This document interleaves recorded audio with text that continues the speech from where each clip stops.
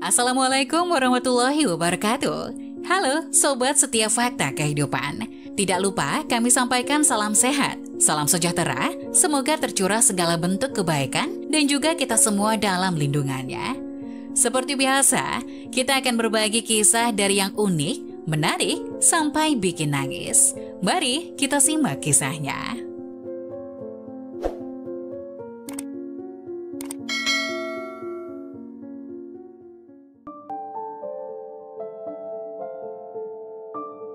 Keluarga mertuaku tidak berbicara dengan tetangga selama 10 tahun, tetapi aku melakukan sesuatu yang membuat tetangga berinisiatif untuk berdamai. Pagi-pagi sekali tetanggaku Sarah mengetuk pintu dan berkata bahwa dia sakit perut dan akan melahirkan, memohon agar aku membawanya ke rumah sakit daerah secepat mungkin. Tanpa diduga, ibu mertuaku menarikku ke samping dan menyuruhku untuk tidak mencampuri urusannya. Bagaimanapun, nyawa seorang anak dan ibu dipertaruhkan.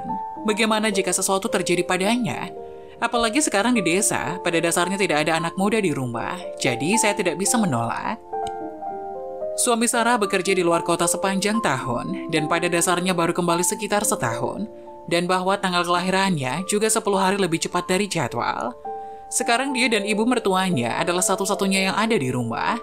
Akibatnya ibu mertua mengatakan bahwa itu tidak mungkin dan memintanya untuk menelpon 120. Lagi pula, perjalanannya sangat jauh, jadi jangan membuat masalah.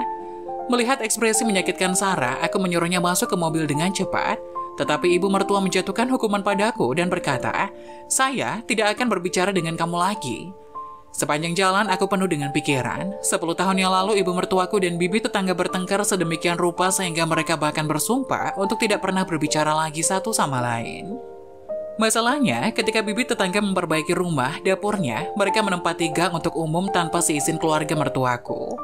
Akibatnya gang itu menjadi sempit, sampah dan kotoran dapur sering menumpuk di sana. Karena itu gang menjadi sangat kotor bahkan terkadang bisa mencium bau busuk saat lewat di sana. Ibu mertuaku marah, tapi bibi tetangga tidak mengerti. Mengatakan bahwa itu adalah jalan umum dan itu tidak menghalangi jalan semua orang dan mengatakan bahwa rumahnya tidak dibangun di atasnya. Tapi tetangga jelas tahu bahwa keluarga kami harus melewati gang itu saat kami keluar. Ibu mertuaku juga sering menumpuk kayu bakar di samping gang. Tetangga melihatnya dan menumpuk beberapa kandang ayam dan sampah yang tidak diinginkan di sampingnya. Seiring berjalannya waktu, gang menjadi semakin sempit. Akibatnya konflik kedua keluarga semakin banyak dan mereka bahkan berhenti bicara. Tanpa diduga, menantu perempuan bibi tetangga itu tiba-tiba melahirkan. Jadi dia datang memohon kepadaku untuk membawanya ke rumah sakit sebagai upaya terakhir. Menghadapi situasi ini, saya tidak punya pilihan selain menentang keinginan ibu mertuaku.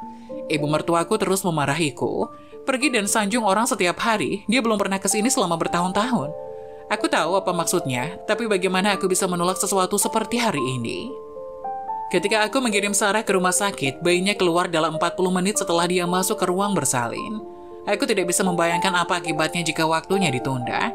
Karena kami terburu-buru, aku yang membayar uang jaminan rumah sakit sebesar 6 juta rupiah. Aku tidak ingin ibu mertuaku mengetahui hal ini. Aku khawatir dia akan membuat keributan besar. Untungnya setelah jam 12, kakak perempuan tertua Sarah datang untuk menjaganya dan aku bisa cepat kembali. Tanpa diduga, 20 hari kemudian Sarah dan suaminya datang berkunjung dan membeli beberapa suplemen untuk ibu mertuaku dan sekaleng susu untuk anak laki-lakiku. Dia juga memberi kami kartu undangan, mengatakan bahwa kami akan pergi makan anggur bulan purnama saat waktunya tiba. Berpikir bahwa kedua keluarga kami sudah bertahun-tahun tidak berhubungan, bahkan ketika ayah mertuaku telah pergi, mereka datang dan membawa begitu banyak barang dan mengambil inisiatif untuk berdamai. Matahari hangat hari itu, Sarah baru saja keluar untuk berjemur di bawah sinar matahari dengan menggendong bayi. Jadi aku segera mengeluarkan bangku dan membiarkannya duduk di depan pintu sebentar. Sarah berkata kepada saya dengan tulus, "Saudari Wang, terima kasih atas bantuannya." Setelah berbicara, dia mengeluarkan 6 juta rupiah dari sakunya dan menyerahkannya kepada saya. Aku mengambil uang itu dan berkata dengan malu-malu, "Sama-sama, situasinya kritis dan siapapun akan melakukannya." Akibatnya, suami Sarah terus berterima kasih kepadaku, mengatakan bahwa jika bukan karena bantuanku hari itu, dia benar-benar tidak tahu apa yang akan terjadi. Aku mengatakan kita adalah tetangga dan itu adalah hal kecil.